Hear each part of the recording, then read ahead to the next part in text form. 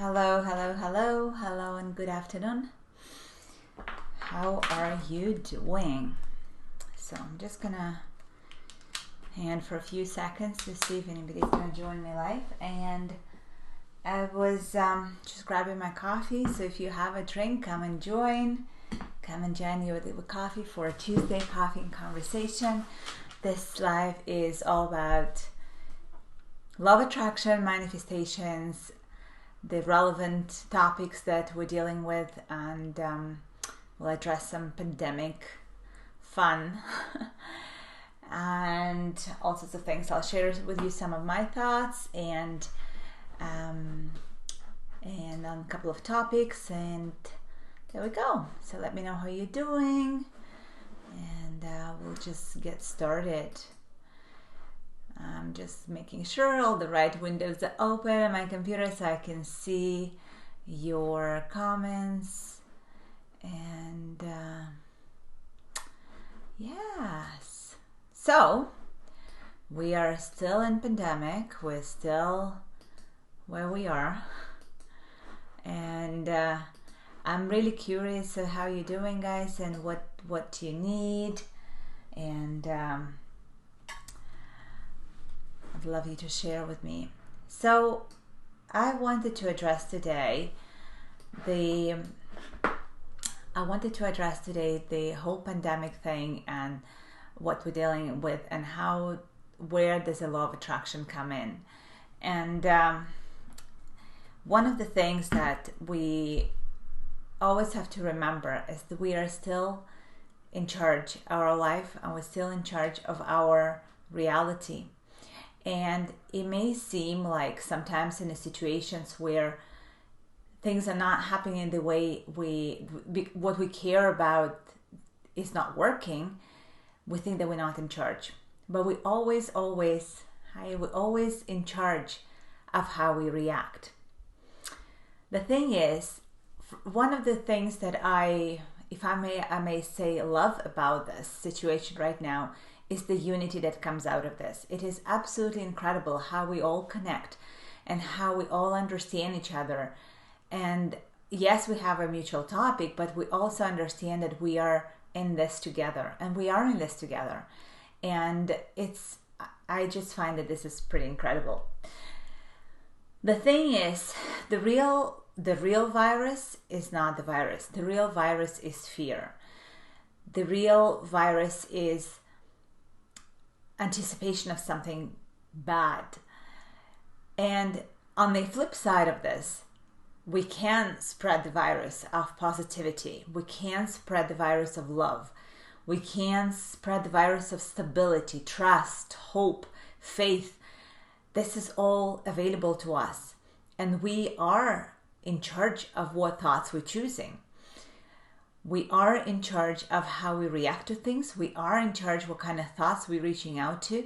And it doesn't mean that you have to be feeling all high vibe and amazing and, trusting and even stable 100% of the time. But if you are choosing that majority of the time, you're good. This is the goal, is to feel like this for the majority of the time. And I must say that, of course, even, I have experienced fear, and especially that comes after I either mindlessly scroll on social media or subscribe to certain channels that put information out there that is not necessarily helpful, but it's more about the fear, about more the negative. So I know I spoke about this before. I have experienced, I was a teenager in the Gulf War in Israel. And there is the fear and there is the hope. There is the fear and there is the stability. There is a fear and there's reaching out for something better. Now, in this pandemic where we're at today, well, it is, I hear, if you're suffering, I hear you. And if you're struggling with children or people that you share your household with, I hear you. For those who have to work and continue going to places where potentially very dangerous or contagious, I hear you, and I'm grateful for you. But even in those moments where we are in this together, in this pandemic, and the life that have been turned upside down, there is so much desire that being born. I absolutely confident that there is so much good that's going to come out of this. There will be new businesses, there will be new models, there will be new things that are going to be offered, there will be complete flip of certain things that, you know, they would have never got to that point if it wasn't for this situation right now. So there will be a lot of positive things. There will be a lot of relationships gonna fall apart. There will be new relationships that are going to be formed out of this.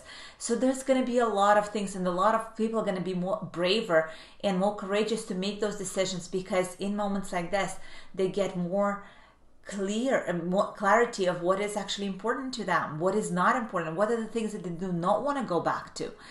So again, we have always a choice of what thoughts we are reaching out to, what thoughts are we choosing, what kind of vibration are we offering.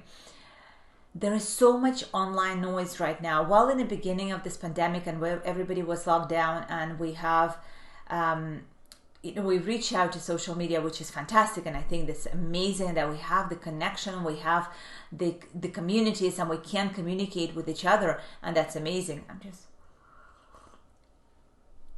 Now that we are in week, 3, 4, I don't even know, I lost count. Some countries longer than that, some countries maybe a little bit less than that. We are getting to the point where the online space got a little busy, and I find there's a lot of noise, and I don't know if you agree with me or not, but there's a lot of noise online. So this is again a great opportunity to get really clear. Who do you want to listen to? Where are the channels? What are the accounts? Where are the things that uplift you and get you, resonate with you? Listen to those. The ones that, you go into from the point of FOMO, as a fear of missing out, or just because you were already there. Like, we have control over our social media feeds. We still have a lot of control of it. We can unsubscribe, we can mute channels, we can get out of certain groups, I am doing such a huge unsubscribe with my inbox, and I just did a big declutter of my inbox a couple of months ago, beginning of this year. No, it wasn't. I think it was December. And I'm gonna do this again, because suddenly a lot of people appearing after I didn't even know I was subscribed to them in the first place, and suddenly like this, all this noise in everywhere. So cut through the noise and get to the very clear where you want to be, what do you want to listen to, because mindless scrolling of news channels, social media channels can actually cause a lot of mental instability, because you don't control. The more you can control what is thrown at you, the more you control the information that you want to consume, the better control you have over your mental state. And your mental state and your state of mind is the most important thing. What vibration you offering will impact those ones around you. You cannot control your household members and your family of how they feel and what they choose to listen to, but you can control your own. You can control your own choices. You can control your own vibration, and by that alone, by being the uplifter, being the ones that offers the stability, be the one that offers the stability, be the one that offers love, be the one that offers hope and positivity, and you will see how people around you will be, if they are open to this, they will be excited to spend more time with you and listen to you. If they are not open to this, they will repel, they will choose something else, and that's okay. So I just wanted to share those thoughts on that. Also, there are a couple of other things. So I want to talk about my mindful eating, and I want to talk about decluttering, and I want to talk about something else.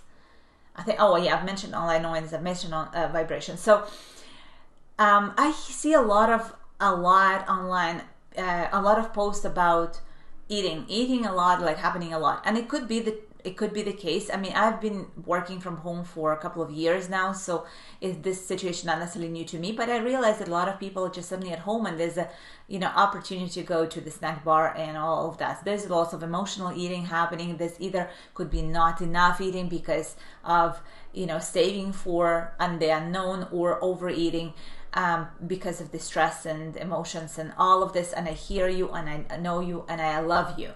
But what you can do, you can practice mindful eating. And I shared in my newsletter last night of some of the principles that I've been teaching for years now in terms of how you can actually approach your meal times with a lot more mindfulness. And I think now that we are in this situation, we most of the times we are eating at home all the time actually now, unless you're an essential worker and you eat at where you work. But many of us are now eating at home, and how you can approach those meal times with more mindfulness.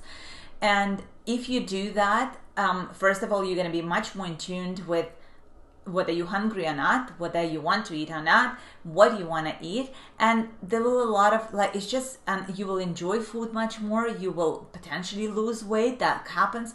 There's a whole theory about blessing the food, and I've done those experiments with myself and my clients where you start blessing the food. All you do is bless your food every time you eat. You don't change your eating patterns. In fact, when you do that experiment, actually, let me tell you about this. Okay, hold on. So I'm going to talk about the mindful eating first. Excuse me. I'm going to talk about the mindful eating first, and I'm going to touch on the experiments of blessing the food. So mindful eating is all about being really mindful about what you eat. I've shared a couple of principles in my newsletter last night of what you do. Some of those would include asking before you choose to eat. Ask yourself every time the question, is this food helping me to stay healthy? What should I eat to gain more vitality and more energy? Every time you ask that question, and then you will be guided towards the foods that will address. Now, it's not always going to happen. You're not going to always remember that, and that's okay. But when you do remember that, then ask yourself that question. When you are eating, be grateful for the food. Think about all the gratitudes and how blessed you are to have food in front of you. Blessings of the food. So the being grateful and blessing of the food is kind of, could be the same, but it could be also separate. So when you gratitude, you express gratitude for all the farmers and all the people that were in the process of getting this food to your table, and just the fact that you have the gratitude, you're grateful for the fact that you have food in front of you. And then the blessing of the food is actually putting that intention that the food is blessed, and it will help you get the vitality and thriving and contribute to your well-being and digest in the best possible way. And your body is so intelligent that it knows what to do with the food that you are consuming. So that's the blessing of the food. And then one of the things that I've learned in one of the retreats that I went to is, and that helps with mindful eating, is every time you take a bite, when you're chewing, put your cutlery on the table so your hands are completely free while you're chewing. Only and only when your mouth is completely empty, you pick up your cutlery. What if you start even noticing that most of the time when we start just chewing and we haven't even swallowed the food yet, we're already taking another bite. So if you just keep your hands completely free every time you chew, and only after you stop chewing, you just put your hands down, and then you pick up your cutlery and then you pick up the next bite. Same thing happens with the drink. So for example, if you chewing, you don't reach out for the drink while you're chewing. Only when your mouth is empty, you reach out for the drink. You put the drink, then you take your cutlery. So, but if you're having a sandwich, for example, and you're eating something with a handheld that you're not using the cutlery, the same principle can apply. You just put the sandwich down, you chew, then you pick up the sandwich and you take another bite. That will slow down your eating, which has all those good benefits for the digestion, for assimilation of food and all of those things, but also you will be more aware of what you're actually eating and how you're eating it. And the next thing is chew your food. Aim for 10 bites per 10 chews per bite minimum. And other than the health benefits, it's also that being more aware and tasting the food. How often do you eat like mindlessly and just inhale the food, especially when we're hungry and we get to the point we're really hungry? So there are a couple of more principles that I'm not going to cover them all that I've shared in the newsletter, but those, if you start there, you're already ahead of the game. And those things can actually can cause not only will you enjoy food much more, you'll be more mindful, you'll probably eat less, and then can contribute to weight management, whether you're trying to lose weight or gain weight. I think, anyway, so that's that.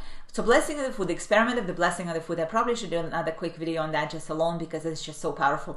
If you, for example, if you want to lose weight, and this is something I've shared with my clients that have the goal of losing weight, if you change nothing at all, like nothing, you don't change anything at all, and you just start blessing your food every time you eat, you bless the food and you set an intention of this food to be the most beneficial for you and your health and your well-being, and all you do is that, I encourage you to do the experiment and weigh yourself let's say in the morning, and do this experiment for 3 days and weigh yourself again. Nothing changes in your food habits. You're not intentionally trying to change your food habits or try to eat healthy. Actually, eat whatever you eat, usually whatever. If you want to reach out to chips, chocolate, whatever it may be, do that, and still weigh yourself 3 days later, and you will be surprised. You will be surprised that you would lose weight on that. So, but again, I encourage you to do the experiment, see whether it works for you or not.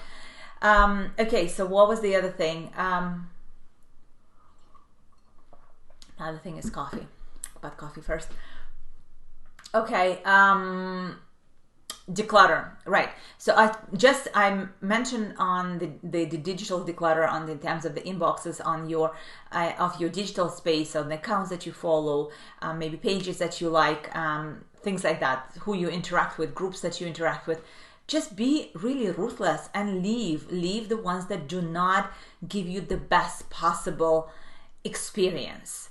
There is so much happening online right now that we gotta be extra mindful. But declutter doesn't only apply to your digital space. Use this time to declutter your physical spaces as well. Now, while we may not necessarily have an outlet for to charity, or going to garage sale, or all of those things that you may choose otherwise to do, but even if you just throw it away, even if the things that you just put in somewhere in a garage at the moment, or somewhere in an extra room or extra space that you may have in the house, decluttering has an amazing energetic uplifting effect. It changes the energy, it changes the environment around you, and and we could use that because we are in the same kind of four or whatever walls that you have, and we're in the same situation, same surroundings most of the time. I think it's really important to shift that energy a little bit. And yesterday I was not super productive yesterday, and I was feeling it. So I just completely cleared my desk. Now, I don't know if you can relate to that, but creative mind, I very quickly accumulate a lot of different post notes and notes everywhere. Because when ideas pop up and I just, happen to write them, and all the list upon list upon list and things upon things, and my desk could become a really messy thing. So, and sometimes I work through this fine and it doesn't bother me, but yesterday I just completely changed. I took everything off. I cleaned my desk. I decluttered a lot of things. I threw away a lot of things, and you have no idea. Like, I feel this morning, and I came to my office, and it's all very fresh, and I can feel different energy. I can really feel here a different energy. So that's what happens when you move things around, when you shift a couple of things, when you clean up. You can just do those things, and that would be very helpful. So let me know if that resonates. If you have any questions, any thoughts, ideas, please share them with me. I would love that.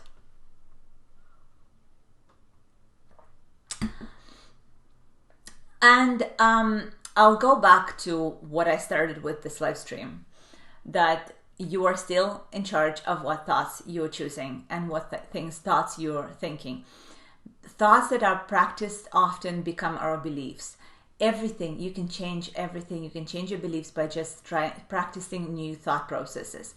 And choose to be around people that are offering stability and upliftment. And if you yourself cannot feel this way right now, because I understand we're all going to go through the roller coaster of emotions, and you're not always going to feel stable, but choose and seek the ones that do. Seek seek people that you follow that will offer that just sense of stability and be solid in this situation. And I'm not talking about being like, oh, rah, this is amazing, and we're gonna, this is like, life is like, oh my God, do all the things now, and just be always high vibe. No, that's not what I'm talking about. I'm talking about more of vibration, of stability, of love, of hope, of faith. That's even more so, faith and belief that this is all good, and it's gonna be okay, and we are in this together. So I'll leave you with that, and have yourself a wonderful Wednesday. And it's Wednesday. and a great rest of the week. I will be back here soon enough. Make sure you follow the page, and have yourself a wonderful, wonderful Wednesday. Sending you lots of virtual hugs and lots of love your way. Bye for now.